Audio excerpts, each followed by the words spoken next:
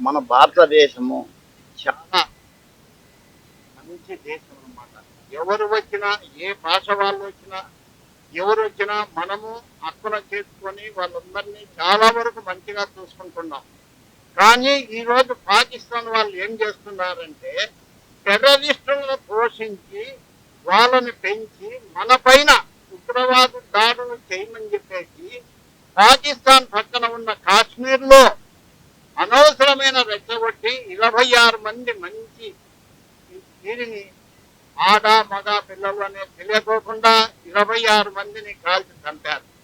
కాబట్టి ఇది మన ప్రధానమంత్రి చాలా ఎక్కువగా సీరియస్ గా తీసుకొని రక్షణ మంత్రి కానీ ప్రధానమంత్రి కానీ వీళ్ళందరూ ప్రతిరోజు కూర్చొని ఇప్పుడు మాట్లాడుతూ పాకిస్తాన్ ఏ విధంగా అటాక్ చేయాలి, ఏ విధంగా అటాక్ చేస్తే నెక్స్ట్ మనపైకి రారు అనే ఒక ఉద్దేశంతో తప్పకుండా వాళ్ళను శిక్షించాలి. మన వాళ్ళని 26 మందిని పట్టున పెట్టుకున్నారు. ఎటువంటి పరిస్థితుల్లో కూడా వాళ్ళని వదలకూడదు.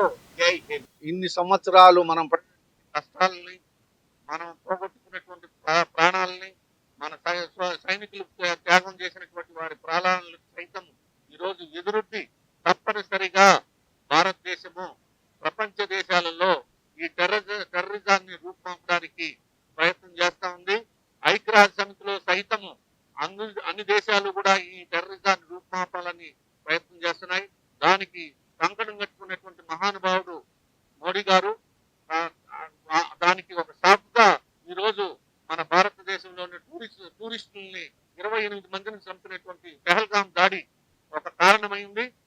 ఈ దాడితోనైనా సరే పిఓపిని తప్పనిసరిగా భారతదేశంలో విలీనం చేసి ఇది భారతీయ ప్రదేశము అనేటువంటి దాన్ని పాకిస్తాన్ లో ఎటువంటి పరిస్థితుల్లో వాళ్ళ కళ్ళలో కూడా ఇంకా పాకిస్తాన్ కాశ్మీర్ అనకూడదు అనేటువంటి టైప్ లో మనము తప్పనిసరిగా దాడి చేసి మన భారతదేశాన్ని రక్షించుకోవాలి. ప్రపంచ దేశాలకు టెర్రరిజం నుండి విముక్తి కలిగించాలని చెప్పేసి మన భారత ప్రధానమంత్రి దానికి ప్రముఖ పాత్ర వహించవలసిందని చెప్పేసి మేమందరూ కూడా దీనికి రాజకీయ పార్టీలు, మతాలు, రాజకీయ పార్టీలు, ప్రభుత్వాలు ఏ మీనమేషాలు లెక్కించకుండా తప్పనిసరిగా మద్దతు ఇవ్వాలని కోరుకుంటూ అందరూ కూడా దీనికి సహృద్వాద వాతావరణాన్ని కలిగించాలని ఇటీవల మాక్ డ్రిల్ కూడా చేయించారు. ప్రజలు యుద్ధమే అనేది వస్తే ఎలా రక్షించుకోవాలి అనేది ప్రజలకు కూడా తెలియజేస్తూ అన్ని జిల్లాలలోనూ 256 జిల్లాలలో మాక్ డ్రిల్ నిర్వహించారు. దాన్ని కూడా ప్రజలందరూ కూడా తెలుసుకుంటున్నారు. కాబట్టి మనమందరం మూకుమ్మడిగా భారతదేశంలో ప్రధానమంత్రి ప్రభుత్వము ఏ చర్య తీసుకున్నా ప్రజలందరూ, రాజకీయ పార్టీలందరూ, మతాలందరూ కూడా మనం అందరూ కూడా తప్పనిసరిగా మనం మద్దతు ఇవ్వాలని చెప్పేసి ఒక పౌరుడిగా కోరుకుంటున్నాం. ప్రపంచానికి ఒక గుణపాఠంగా ఈ భారతదేశం ఈ విశ్వావసునామ సంవత్సరంలో సరైన సమాధానం ఇస్తుంది. దీంతో ప్రతి ఒక్కరు కూడా భయపడాల్సిన అవసరం ఉంటుంది. ఇంకా భారతదేశం అంటే ఏంటి అనే దానికి సరైన అర్థం ఇప్పుడు కల్పిస్తున్నారు.